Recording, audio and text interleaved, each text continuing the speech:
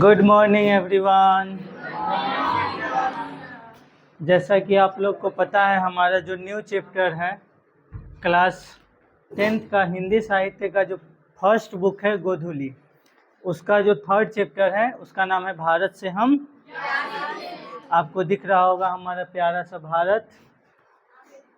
हिंदी साहित्य Bihar board class 10th। Bharat से हम क्या सीखे। आज की क्लास में क्या होने वाला है? लेखक परिचय। क्लास को लंबा ना होने दिया जाए इसलिए पार्ट बाय पार्ट हम डिवाइड कर दिए। तो जो लेखक परिचय है वो फर्स्ट पार्ट। किसी को कोई दिक्कत? तो शुरू किया जाए। ईमानदारी से हाथ उठाइए, कौन कौन लोग हैं जो हमको बताने से पहले आप लोग पढ़ के आए हैं ये चीज़। ईमानदारी से जो बेईमानी से हाथ उठाएगा उसका जन्म कुकुर में होगा अगले जन्म।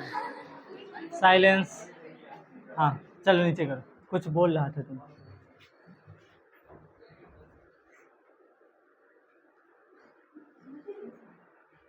क्या बोल रहा था?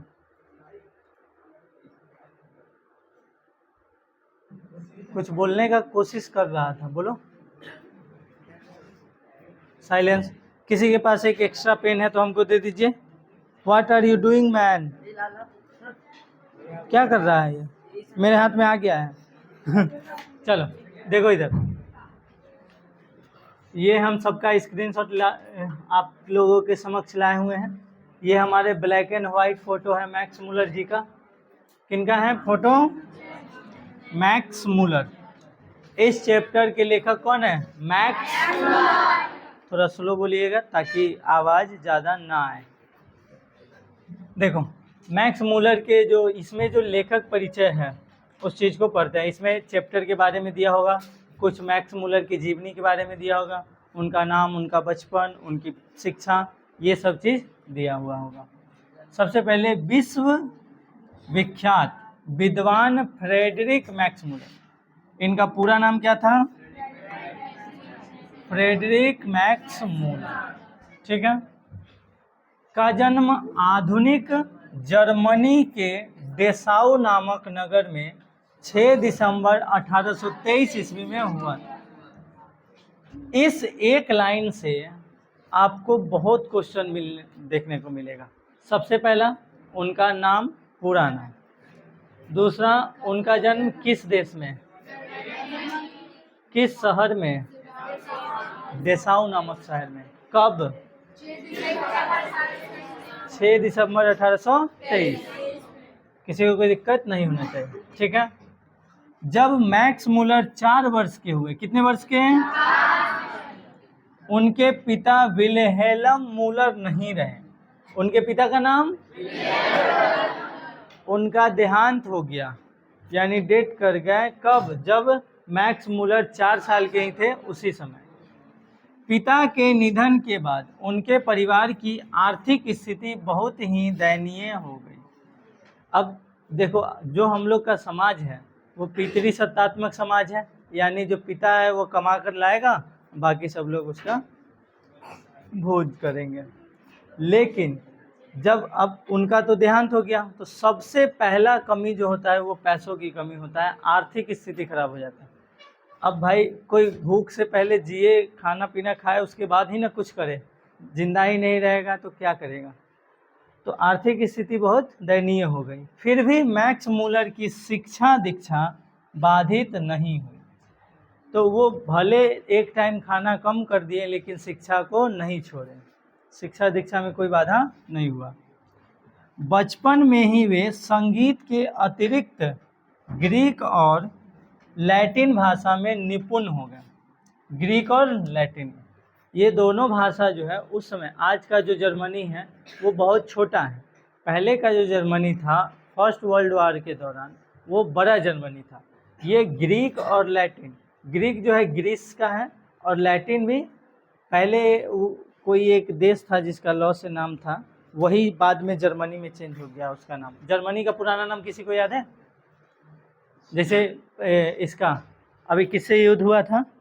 इजराइल का युद्ध किससे हुआ था? किसी के ध्यान में है? यूक्रेन नहीं, इजराइल का।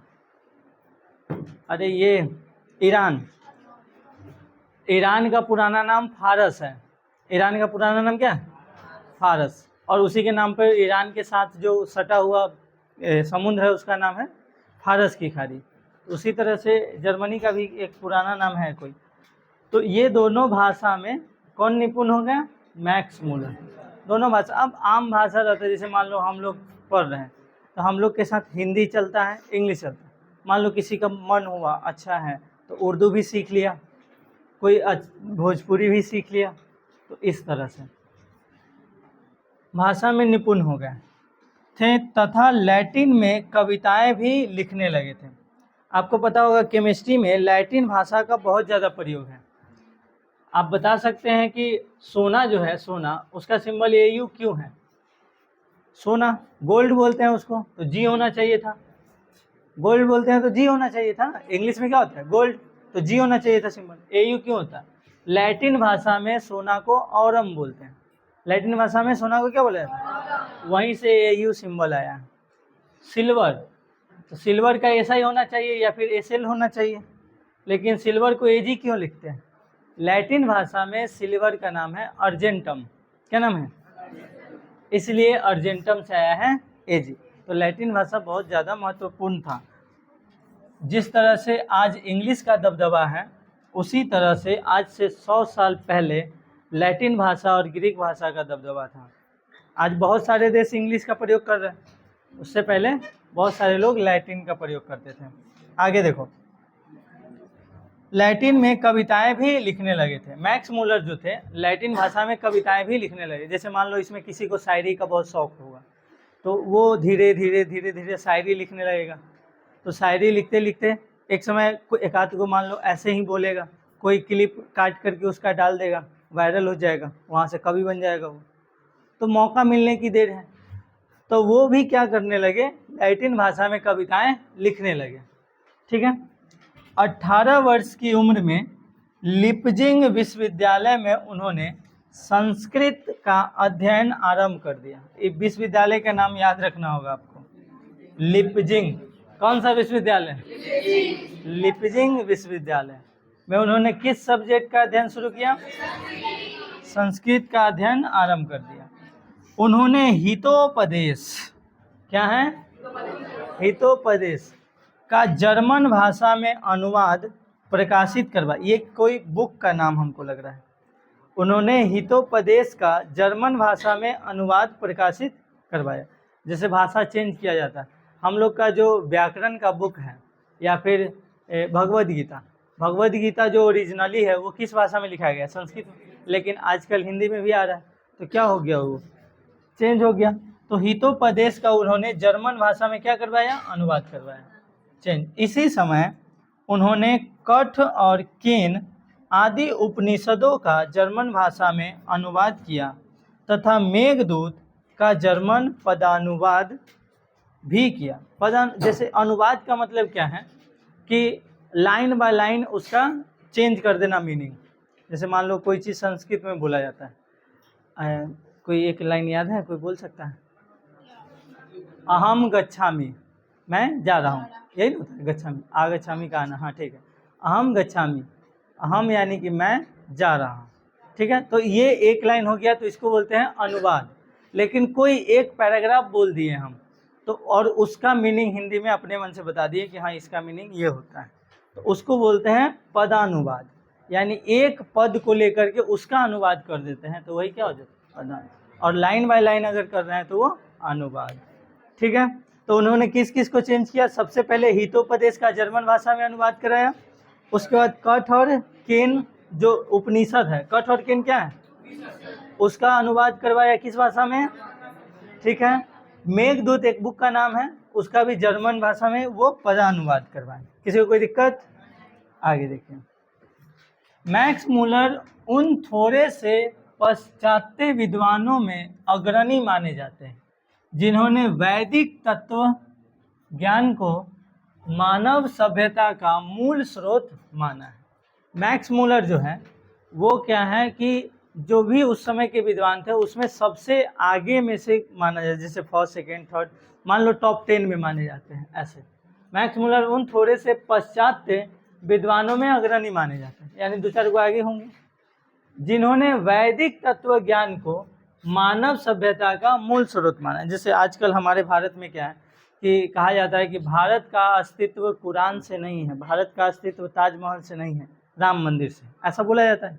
तो उसी तरह से उस समय के जो थे वो ये जो लोग थे मैक्स मुलर और जो भी उस समय के विद्वान थे, वो जो वैदिक तत्व ज्ञान है उसको क्या माना है, सभ्यता का मूल स्रोत माना है कि सभ्यता को अगर बचाए रखना है तो आपको पुराना जो विधि है, पुराना जो नियम है, उसके आधार पर अगर आप चलते हैं तो बचाए रखिएगा वैदिक तत्व ज्ञान को। ठीक है। आजकल भी कोई भी किसी से कुछ बोलो कि हाँ ऐसा नहीं ऐसा करना चाहिए, तो डायरेक्ट एक ही जवाब आएगा, कहाँ लिखा है, कहाँ लिखा है, ऐसा नहीं है। अगर किसी को बोलो कि पिज़्ज़ा खाना अच्छी बात नहीं है, पूछेगा कहाँ लिखा है, कहाँ लिखा है कि पिज़्ज़ा नहीं खाना है। अरे हर बात लिखा हुआ नहीं होता, पिज़्ज़ा आपके शरीर के लिए नुकसानदायक है इसलिए मना किया जाता है, ना कि लिखा हुआ है। ठीक है। देखो स्वामी विवेकानंद ने उन्हें वेदांतियों का भी वेदांती कहा। स्वामी विवेकानंद भी उसी समय के थे, तो उन्होंने उसको क्या बोला, वेदांतियों का वेदांती। तो ये भी आपको याद रखना होगा, वेदांतियों का वेदांती किसने कहा, स्वामी। उनका भारत के प्रति अनुराग जग जाहिर है।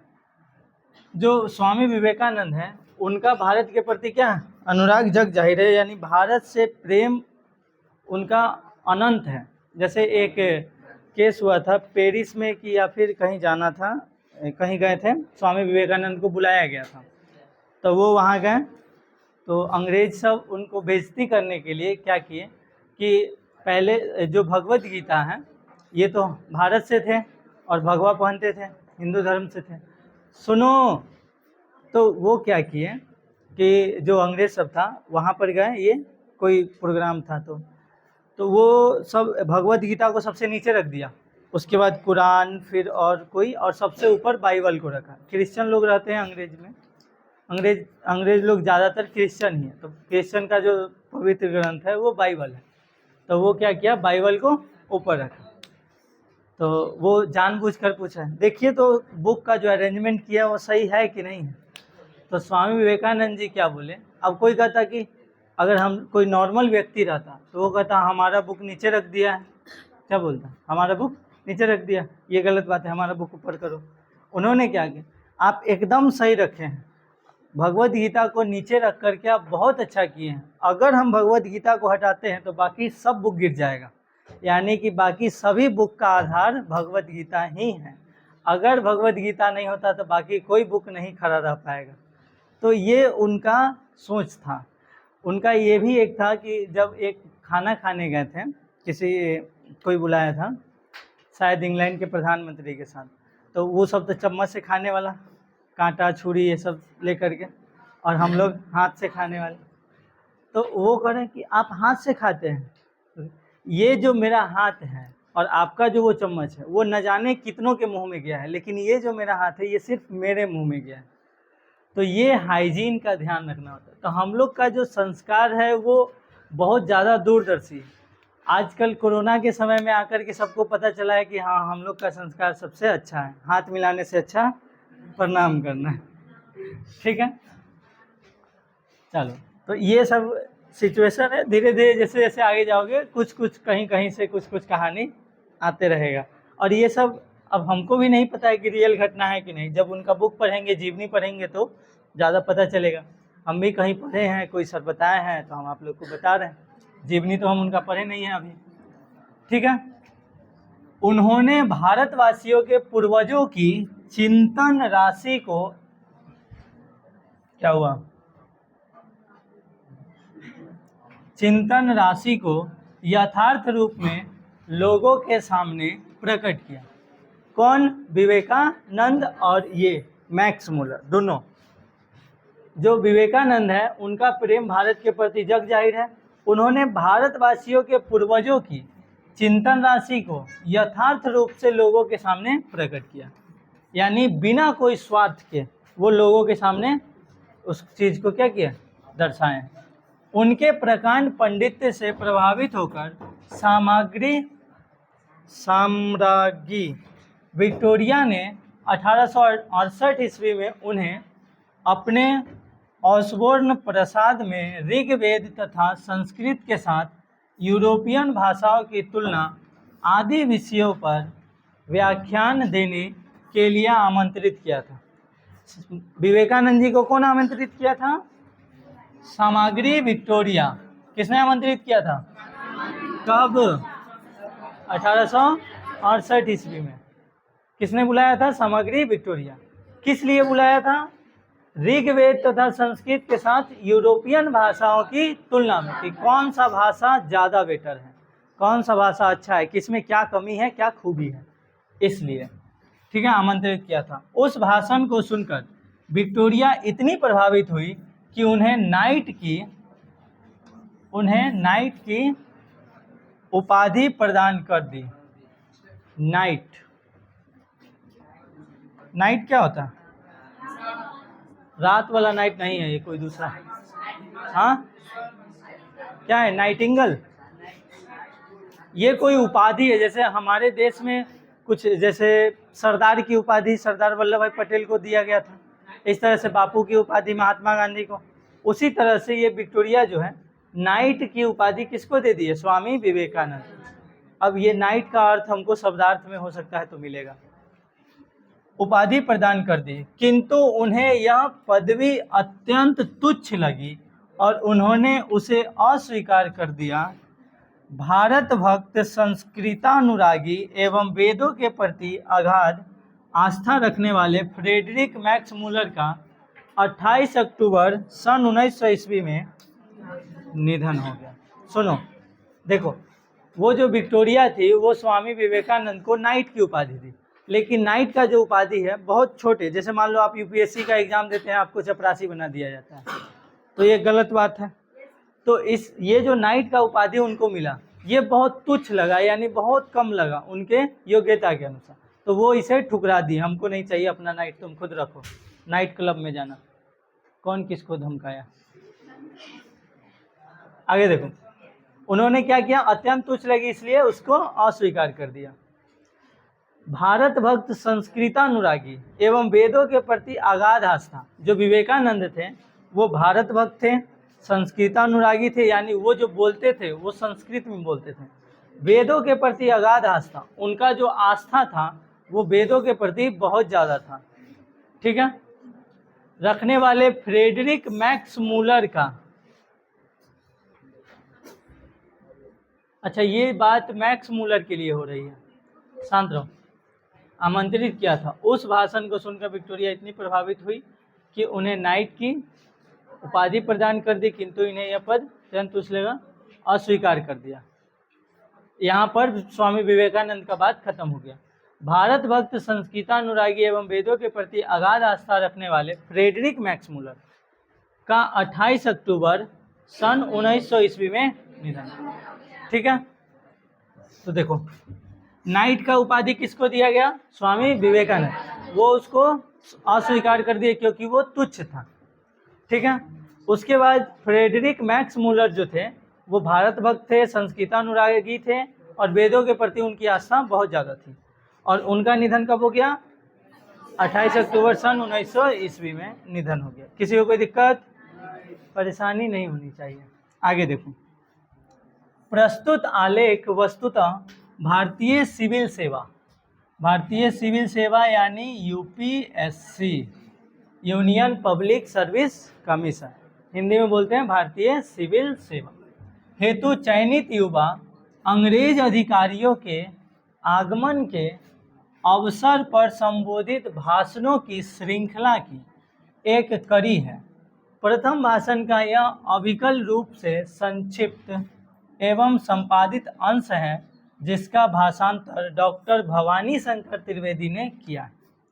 ये जो हमारा चैप्टर है भारत से हम क्या सीखें, उसके बारे में बताया जा रहा है। प्रस्तुत आलेख जो हमारा चैप्टर है वो वस्तुतः भारतीय सिविल सेवा हेतु चयनित युवा अंग्रेज अधिकारियों के आगमन के अवसर पर, देखो अंग्रेज अधिकारियों के आगमन के अवसर पर कुछ बताया जाता है लोगों को, एक सम्मेलन के तौर पर बताया जाए। जैसे उस दिन 15 अगस्त हुआ, तो वो जो झंडा फहराए थे, वो हमको नहीं पता, नाम नहीं जानते हैं उनका, तो वो आकर के आप लोग को संबोधित कर रहे थे, कुछ ना कुछ बता रहे थे, अच्छे बुरा जो भी है। तो उसी तरह से जो सिविल सेवा में युवा चयनित हुए थे, अंग्रेज के आगमन के अवसर पर संबोधित भाषणों की जो श्रृंखला थी, जो भाषण दिया गया था, उसी भाषण का थोड़ा सा, प्रथम भाषण का या अविकल रूप से संक्षिप्त, जो शुरुआत का भाषण था उसी का संक्षिप्त में बताया गया है, और संक्षिप्त एवं संपादित अंश है जिसका भाषांतर डॉक्टर भवानी शंकर त्रिवेदी ने किया। उस भाषण को चैप्टर के रूप में कौन लाया है? डॉक्टर। किसी को कोई दिक्कत? जो लोग बात कर रहे हैं उनको तो समझ में नहीं आएगा। भाषण में मैक्स मूलर ने भारत की प्राचीनता और विलक्षणता का प्रतिपादन करते हुए नवागंतुक अधिकारियों को यह बताया कि विश्व की सभ्यता भारत से बहुत कुछ सीखती है और ग्रहण करती आई है। भाषण में मैक्स मूलर ने क्या बताया कि भारत की प्राचीनता और विलक्षणता का प्रतिपादन अधिकारियों को यह बताया कि विश्व की बहुत सारे देश जो है वो भारत की सभ्यता से सीखते हैं। जैसे कोरोना काल में हम लोग को पता चला, भारत की सभ्यता से कर जोड़ने वाला सब सीख गया है। डोनाल्ड ट्रंप भी कर जोड़ रहा था, सबके सब प्रणाम करना सीख गया। तो भारत की सभ्यता से सब लोग सीखते आए हैं। किसने बताया? अपने चैप्टर में बताया। अधिकारियों को यह बताया विश्व की सभ्यता बहुत कुछ सीखती आई है। उनके लिए भी यह एक सौभाग्यपूर्ण अवसर है। उन्होंने बताया कि मेरे लिए भी ये कैसा है, एक सौभाग्यपूर्ण अवसर है कि हमको भारत की सभ्यता से कुछ सीखने को मिलेगा, कि वे इस विलक्षण देश और उसकी सभ्यता संस्कृति से बहुत कुछ सीख जान सकते हैं। यह भाषण आज भी उतना ही प्रासंगिक है, बल्कि स्वदेशाभिमान के विलोपन के इस दौर में इस भाषण की विशेष सार्थकता है। नई पीढ़ी अपने देश तथा इसकी प्राचीन सभ्यता, संस्कृति, ज्ञान साधन, प्राकृतिक वैभव आदि की महत्ता को प्रामाणिक ज्ञान प्रस्तुत भाषण से प्राप्त कर सकेंगे। कहा यह जा रहा है कि इस चैप्टर के माध्यम से जो आज का समाज है, जो आज के युवा हैं, वो भी अपने भारत के प्राचीन सभ्यता संस्कृति पर गर्व कर पाएंगे। समझ में आयो? किसी को कोई दिक्कत, परेशानी? किसका मतलब? स्वदेशाभिमान, विलोपन, सभ्यता संस्कृति, प्राचीन, और कहाँ है? विलक्षण, विलक्षणता के प्रतिपादन, नवागंतुक। अच्छा, ये युवा के लिए कोई शब्द आया हुआ है। प्रतिपादन करते हुए नवागंतुक अधिकारियों को यह बताया कि विश्व की सभ्यता। देखो, नवागंतुक मतलब अपने आप में ईगो वाला ना होता है कि हाँ हमारा देश तुम लोग पर राज कर रहा है, तुम लोग को कोई नहीं सुनना है। उस प्रकार के जो अधिकारी हैं नवागंतुक, जो बुरे विचारधारा है कि हाँ जो है सो हम हैं, बाकी किसी को समझना नहीं है। जैसे मान लो मेरे पास ये पावर है कि हम क्लास में आकर के किसी को भी पीट सकते हैं, तो इसका मतलब ये नहीं कि पीट ही देंगे। तो अगर ऐसा हो रहा है तो बुरा विचारधारा है, सोच अलग है। तो वैसे अधिकारियों को जो भारत को कुछ नहीं समझते थे, भारत के लोगों को कुछ नहीं समझते थे, वैसे लोगों के लिए ये शब्द आया है नवागंतुक। ठीक है, जो नया तो है लेकिन गूंगा है। ठीक है, युवा तो है लेकिन गूंगा है, सुनना नहीं चाहता। युवा का मतलब है कि सुनो, समझो और सीखो। लेकिन युवा तो है, नवा तो है, बट गंतुक है, यानी गूंगा है। वो सुनना ही नहीं चाहता, बोलना ही नहीं चाहता, सीखना ही नहीं चाहता। समझ में आ गया? ठीक है, किसी को कोई दिक्कत नहीं होना चाहिए। तो इस चैप्टर में हमको याद क्या क्या रखना है? सबसे पहले तो लेखक का नाम मैक्स मूलर, मैक्स मूलर, लेखक का नाम आपको याद रखना होगा, मैक्स मूलर। दूसरा, उनका जन्म याद रखना होगा। जन्म क्या था? 6 दिसंबर 1823। 6 दिसंबर 1823। उनकी मृत्यु याद रखनी होगी। साइलेंस। 28 अक्टूबर 1900 28 अक्टूबर 1900 ईस्वी। कितने वर्ष के थे वो जिस समय उनका देहांत हुआ? देखो 77 वर्ष। ठीक है। उनके पिता का नाम क्या था? पिता का नाम देखो, विल्हेम मूलर। विल्हेम मूलर, देखो यहाँ विल्हेम मूलर। ठीक है, विल्हेम मूलर। Wilhelm Müller. सही, गलती लिख दी है। अरे कोई बात नहीं। विल्हेम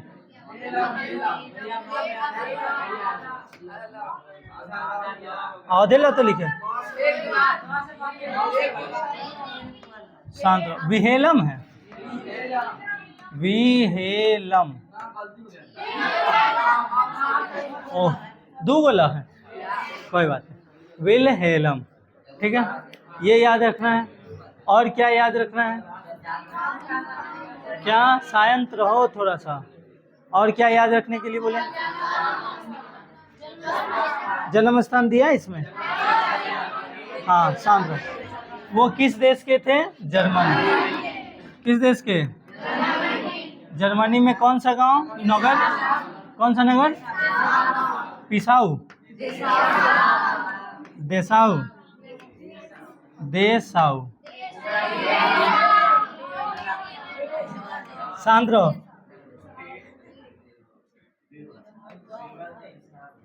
इसमें दिखता नहीं ना सही। अच्छा, डेसाऊ है, डेसाऊ है, डेसाऊ। कोई बात नहीं, ये याद रखना है आपको। डेसाऊ, डेसाऊ नगर से थे। वो कौन कौन भाषा सीख लिए थे? ग्रीक